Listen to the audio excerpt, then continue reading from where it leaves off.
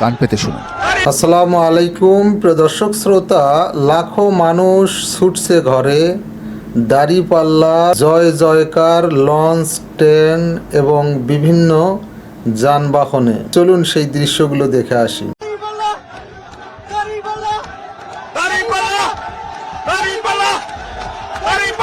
কান পেতে শুনুন। আজ 10 ফেব্রুয়ারি মঙ্গলবার বিকাল 5টা। দৃশ্যটা দেখে মনে হচ্ছে আগামীকাল, কিন্তু এটা ঈদের ভিড় নয়, এটা ভোটের ভিড়। লাখো লাখো মানুষ ঢাকা ছাড়ছে তাদের গন্তব্য নিজে নিজে এলাকা। সবার মুখে একটাই স্লোগান, দাড়িপাল্লা দাড়িপাল্লা দাড়িপাল্লা। জামাত এবার ইতিহাস করতে যাচ্ছে। ঢাকা থেকে এই প্রথম ভোটের সময় এত বিপুল সংখ্যক মানুষ ঘরমুখ হচ্ছে। অন্যান্য দল মানুষকে টাকা দিয়ে বাসে তোলে, কিন্তু এরা নিজের পকেটের টাকা খরচ করে এলাকায় যাচ্ছে। এমনকি সিট না পেয়ে ছাদে চড়েও যাচ্ছে। কেন? একজন যাত্রীর ভাষ্য, দাড়িপাল্লার প্রার্থীরা এদেশের সম্পদ। তারা জিতলে দেশের সেবা করবে, না জিতলেও করবে। তারা অন্যদের মতো লুটপাট করার মানুষ নয়, চাঁদাবাজি টেন্ডারবাজি করার মতো মানুষ নয়। এই বিশ্বাসই তাদের টেনে নিয়ে যাচ্ছে গ্রামের বাড়িতে। ঢাকার রাস্তা আজ অনেকটাই ফাঁকা, রিক্সা পাওয়া যাচ্ছে না। কেন জানেন? রিক্সা চালকরাও সব ভোট দিতে চলে গেছে। তাদের সবার গন্তব্য নিজে নিজে গ্রাম। পুরো শহর একটা ফেস্টিভ ভাইব বিরাজ করছে। মানুষের চোখে মুখে আনন্দের ঝিলিক। তারা ভোট দিতে যাচ্ছে, তারা পরিবর্তন আনতে যাচ্ছে। জিজ্ঞেস করলাম, মামা ভাড়া বাড়বেন না? উত্তর এলো, না মামা, আগে দেশ পরে টাকা। এবার ভোটটা আমিরে জামাতকে দেব, দেশের শান্তি দরকার। এই সাধারণ খেটে খাওয়া মানুষগুলোই আসলে গেম চেঞ্জার। আমরা কমলাপুর স্টেশনে দেখেছি হাজার হাজার তরুণ মুখ। এরা ফার্স্ট টাইম ভোটার, এরা জেনজি। এরা বলছে তরুণ ছেলে মেয়ে এবং নারীদের একচাটিয়া ভোট জামাত পাবে। কেন? কারণ জামাত তাদের কথা শুনছে, তাদের ইশতেহারে তারুণ্যের স্বপ্নের কথা বলছে। নারীরা দল বেঁধে বাসে উঠছে, তাদের হাতে ছোট ছোট ছেলে মেয়ে। এত কষ্ট করে কেন যাচ্ছেন? উত্তর, আমরা নিরাপত্তা চাই, আমরা সম্মান চাই। জামাত ছাড়া কেউ সেটা দিতে পারবে না। প্রবাসীদের মতোই আরেকটা বড় ফ্যাক্টর আমাদের গার্মেন্টস শ্রমিক ভাই বোনেরা। আজ অফিস ছুটি হওয়ার পর তারা স্রোতের মতো টার্মিনালে ছুটছে। খবর নিয়ে জানা গেছে গার্মেন্টস ফ্যাক্টরির কর্মীদের একচেটিয়া ভোট পাবে জামাতে ইসলামী। তারা মনে করে জামাত ক্ষমতায় আসলে তাদের বেতন বাড়বে, তাদের অধিকার রক্ষা হবে। বিএনপি ভেবেছিল শ্রমিকরা তাদের ভোট দেয়, কিন্তু শ্রমিকরাও এখন সজাগ। তারা দেখেছে বিএনপি নেতারা কারখানার মালিকদের সাথে হাত মিলিয়ে তাদের শোষণ করছে, আর জামাত নেতারা শ্রমিকের হকের কথা বলছে। তাই খেলা আসলেই বিএনপি থেকে জামাতের দিকে ঘুরে গেছে। জীবনের ঝুঁকি নিয়ে ট্রেনের ছাদে মানুষ। এটা শুধু বাড়ি ফেরা নয়, এটা একটা মিশন। তাদের চোখে মুখে ক্লান্তি নেই, আছে শুধু উত্তেজনা, আনন্দ। কেউ কেউ গান গাইছে, কেউ স্লোগান দিচ্ছে। এই আবেগটা টাকা দিয়ে কেনা যায় না। লঞ্চে ডেকে এখন মিনি জনসভা চলছে। মানুষ একে অপরের সাথে কথা বলছে, ভাই মার্কা কোনটা?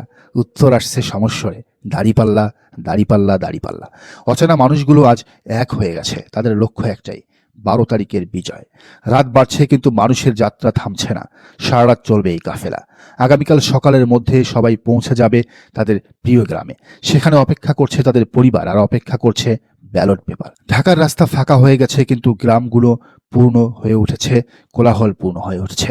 এই জনস্রোত প্রমাণ করে জামাত এবার ইতিহাস করতে যাচ্ছে। তরুণ, নারী, শ্রমিক সবাই এক কাতারে। যারা পথে আছেন সাবধানে যান, আপনাদের এই কষ্ট বৃথা যাবে না। আপনাদের প্রতিটি ভোট একটি নতুন বাংলাদেশ গড়বে। খেলা শেষ, এবার শুধু রেজাল্টের অপেক্ষা। এখন খেলা যে ঘুরে গেছে তা কিভাবে বুঝবেন?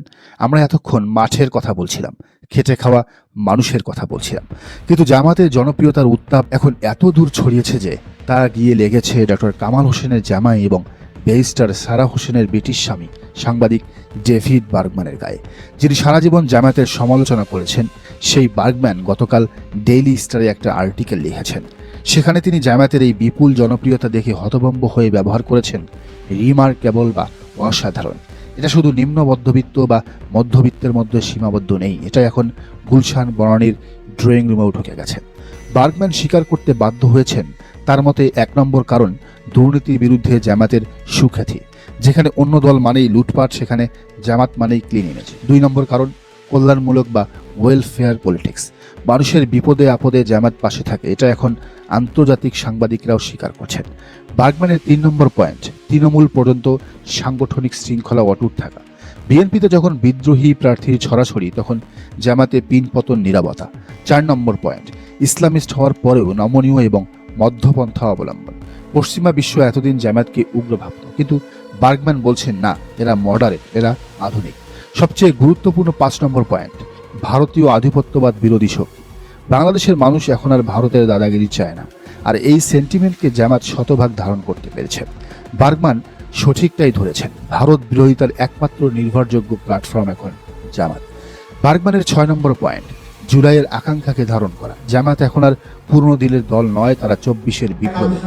আর 7 নম্বর পয়েন্টটা খুবই ইন্টারেস্টিং, 71-এর ডাক দুর্বল হয়ে যায়। নতুন প্রজন্ম অর্থাৎ জেনজি 71 দেখেনি, তারা দেখেছে 24। আওয়ামী লীগ 42 বছর ধরে যে ট্যাগ দিয়ে জামায়াতকে দাবিয়ে রেখেছিল, সেই ট্যাগ এখন আর কাজ করছে না। বাগবানের মতো লোক এটা স্বীকার করা মানে আওয়ামী লীগের ন্যারেটিভের কফিনে শেষ পেরেক ঠেকে দেওয়া। 8 নম্বর পয়েন্ট, মাঠে জামায়াত এখন একমাত্র সুসংগঠিত শক্তি। বিএনপি তাদের নিজেদের কোন্দলে ব্যস্ত, আর জামায়াত ব্যস্ত জনসেবায়। আরেকটা বড় ঘটনা ঘটেছে, বামপন্থীদের গুরু বিখ্যাত আলোকচিত্রী শহীদুল আলম, যিনি সারা জীবন প্রগতিশীলতার কথা বলেছেন, তিনিও এখন জামায়াতের আমিরের পক্ষে সাফাই গাইছেন। আমিরের জামায়াতের টুইটার অ্যাকাউন্ট হ্যাক হওয়া নিয়ে যখন গুজব ছড়ানো হচ্ছিল, তখন শহীদুল আলমও সেই স্রোতে গা ভাসিয়েছিলেন। কিন্তু আজ তিনি সত্যিটা জেনেছেন। তিনি বলেছেন, সত্যি সত্যি আমিরের টুইটার অ্যাকাউন্ট হ্যাক হয়েছিল, অর্থাৎ তিনি আমিরের জামায়াতের কথাকেই সত্য বলে মেনে নিয়েছেন। এটাই হলো সত্যের শক্তি। শহীদুল আলমদের মতো লোক যখন জামায়াতের পক্ষে দাঁড়ান, তখন বুঝতে হবে বাতাস কোন দিকে বইছে। সুশীল সমাজ, বামপন্থী, সেকুলার সবাই এখন বুঝতে পারছে জামায়াতকে আর অস্বীকার করার কোনো উপায় নেই, তাদের দম্ভ চূর্ণ হয়ে গেছে। আজকের এই বিশ্লেষণের শেষ কথা, যখন ডেভিড বার্গম্যানের মতো আন্তর্জাতিক পর্যবেক্ষক জামায়াতের উত্থানকে রিমার্কেবল বলেন, যখন শহীদুল আলমের মতো সুশীল আইকন জামায়াতের ডিফেন্সে কথা বলেন, তখন আর বুঝতে বাকি থাকে না আগামী 12 ফেব্রুয়ারি কি হতে যাচ্ছে। এটা শুধু ভোট বিপ্লব নয়, এটা একটা ইন্টেলেকচুয়াল শিফট বা বুদ্ধিভিত্তিক পরিবর্তন। ভাই এবং বোনেরা, দেশি বিদেশি সব সমীকরণ এখন দাঁড়িপাল্লার পক্ষে। নিম্নবিত্ত থেকে উচ্চবিত্ত, গ্রাম থেকে গুলশান, সবাই এখন এক কাতারে। আগামী 48 ঘন্টা চোখ কান খোলা রাখুন, বিজয়ের বন্দরে আমরা পৌঁছে গেছি ইনশাআল্লাহ। দর্শক, আপনি কি মনে করেন জানান মন্তব্যের ঘরে। আর এই চ্যানেলে নতুন হলে অবশ্যই সাবস্ক্রাইব করুন এবং বেল আইকনটি বাজিয়ে। প্রিয় দর্শক শ্রোতা, দাঁড়িপাল্লার যে জয় জয়কার দেখা যাচ্ছে বিভিন্ন জায়গায়, এবার সরকার গঠন কি তাহলে জামাতি ইসলামী করতে যাচ্ছে? আপনার কি মতামত লিখতে পারেন কমেন্ট বক্সে।